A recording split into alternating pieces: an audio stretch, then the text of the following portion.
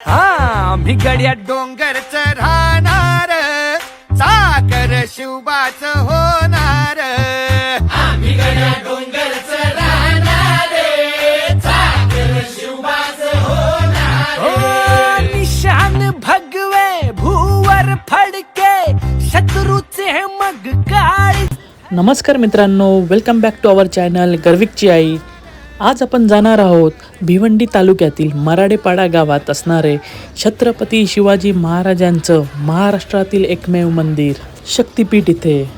जर तुम्ही कल्याणवरून येत असाल तर शेवटच्या 10 किलोमीटर अंतरावरील रस्ता हा खूपच खडतर आहे, तर तुम्ही काळजीपूर्वक या. जर तुम्ही बाईकने येत असाल तर समोरच आपल्याला महाराजांचं मंदिर दिसत आहे. आता आपण इथे छत्रपती शिवाजी महाराजांच्या मंदिराच्या इथे पोहोचलो आहोत. आपण आता कार पार्किंग एरियामध्ये आहोत, जिथे कार पार्किंगचे 50 रुपये घेतले आणि बाईक आणि स्कूटीचे 20 रुपये घेतले. आता संध्याकाळचे 5:30 वाजले आहेत आणि आम्ही कल्याणवरून 3:30 वाजता निघालो होतो. कल्याण ते इथपर्यंतचा जो डिस्टन्स आहे तो 30 किलोमीटर आहे. आपण भिवंडी तालुक्यातील मराडेपाडा या गावात आहोत. हे महाराष्ट्रामधील छत्रपती शिवाजी महाराजांचं एकमेव मंदिर आहे. शककर्त्यांचा मेरुमणी तू, राजर्षींचा राजा, युगंधराचा योगी अन तू, सामर्थ्याचा सर्जा.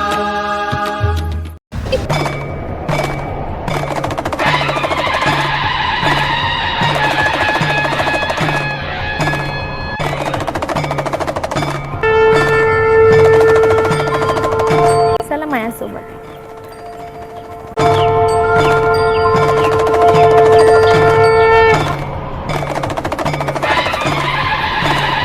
चला. संध्याकाळची वेळ आहे आणि या ठिकाणी खूप प्रसन्नदायी वातावरण वाटतंय. आता आपण या महाद्वारामधनं आत आलो आहोत आणि आता आपण आतमध्ये दर्शनासाठी चाललो आहोत.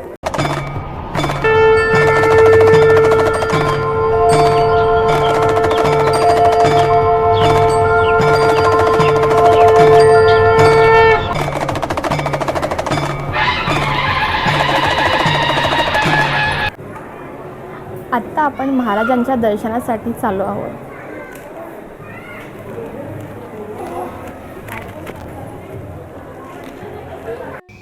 आता आपण थोडं मंदिराबद्दल जाणून घेऊया. जवळपास 400 वर्ष टिकेल अशा पद्धतीने हे मंदिर बांधण्यात आलं आहे. या मंदिर बांधणीसाठी जवळपास 4 कोटी खर्च आला. मंदिराची उंची 56 फूट आहे, तर महाद्वार हे जवळपास 36 फुटाचं आहे. मंदिराच्या आत तुम्हाला अत्यंत सुबक अशी कलाकुसर पाहायला मिळते. मंदिरातील छत्रपती शिवाजी महाराजांची 6.5 फूट उंचीची काळ्या पाषाणाची मूर्ती प्रसिद्ध मूर्तिकार अरुण योगीराज यांनी घडवली आहे. हे तेच मूर्तिकार आहेत ज्यांनी अयोध्या मंदिरातील रामलल्लाची मूर्ती घडवली आहे. मंदिराच्या आत डाव्या बाजूला तुळजाभवानी माता आणि शंभू महादेवाचं मंदिर आहे, तर उजव्या बाजूला राजमाता जिजाऊ यांचं मंदिर आहे.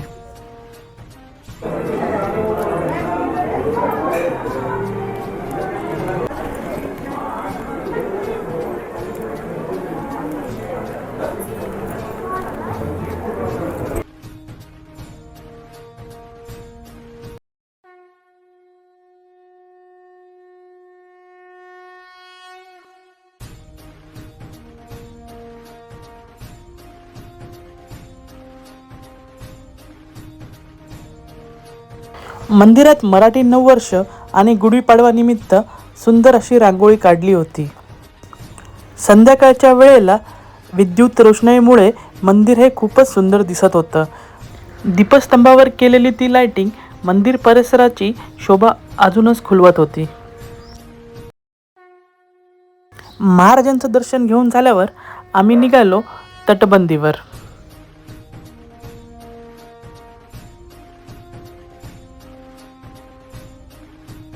तटबंदीवरून दिसणारं मंदिराचं दृश्य हे डोळ्याचं पारणं फेडणारं होतं.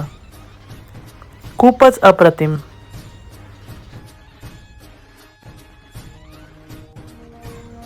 मध्यभागी मंदिर आणि मंदिराच्या तिन्ही बाजूला भक्कम अशी तटबंदी आहे. तर तुम्ही पाहू शकता हा एक बुरुज, असे एकूण 4 बुरुज आहेत. तटबंदीवर तुम्ही पाहू शकता राजमुद्रा कोरलेली आहे. तटबंदीवरून दिसणारा सूर्यास्ताचा नजारा खूपच मनमोहक होता.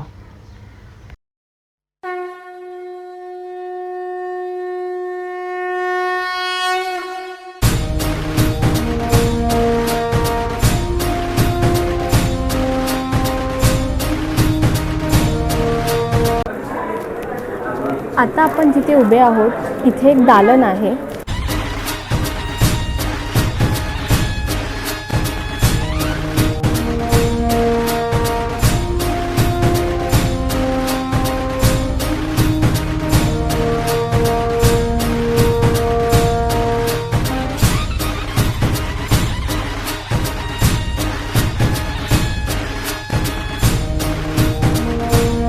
इकडे भिंतीवरती वेगवेगळ्या फ्रेम्स लावल्या आहेत आणि त्याच्या खाली पूर्ण डिटेल्ससुद्धा सांगितले गेले आहे.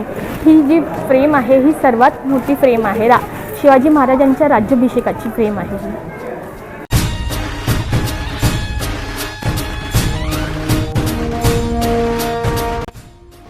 तटबंदीच्या खाली असलेल्या पॅसेजमध्ये भिंतीवर तुम्ही पाहू शकतात छत्रपती शिवाजी महाराजांच्या आयुष्यातील घडलेले महत्त्वाचे प्रसंग ते फ्रेमच्या स्वरूपामध्ये कॅप्चर केलेले आहेत. शिवराज्याभिषेक मिरवणूक सोहळा, पन्हाळगड मोहीम, हिरकणी माता, शिवरायांचे अष्टप्रधान मंडळ अशा विविध प्रकारच्या फ्रेम्स तुम्ही इथे पाहू शकता. त्या काळी वापरली जाणारी शस्त्रे, हत्यारे, चिलखतं, तलवारी, धनुष्यबाण इत्यादी तुम्ही इथे पाहू शकता.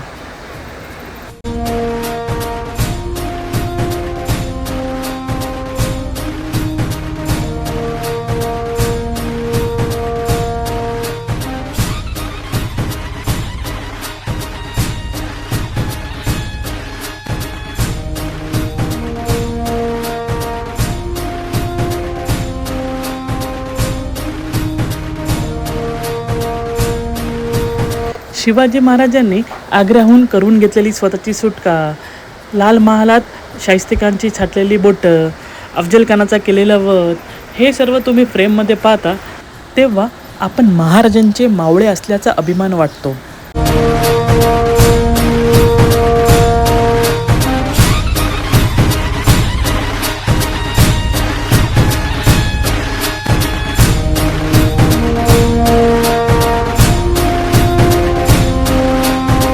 तुम्ही शिवप्रेमी असाल तर नक्कीच या मंदिराला आवर्जून भेट द्या. शाळेमध्ये आपण महाराजांचा इतिहास तर शिकलेलाच आहोत, पण तुम्ही जेव्हा या मंदिराला व्हिजिट कराल तेव्हा तुम्हाला महाराजांच्या जीवनशैलीबद्दल पूर्ण ज्ञान येऊन जाईल. तर मी नक्कीच सांगेल या ठिकाणी तुम्ही आवर्जून भेट द्या. तर चला आता वेळ झाली आहे निरोप घ्यायची. आय होप तुम्हाला हा व्लॉग नक्कीच आवडला असेल. तुमच्या प्रतिक्रिया आम्हाला कमेंट थ्रू नक्की कळवा. या व्हिडिओला लाईक करा. धन्यवाद.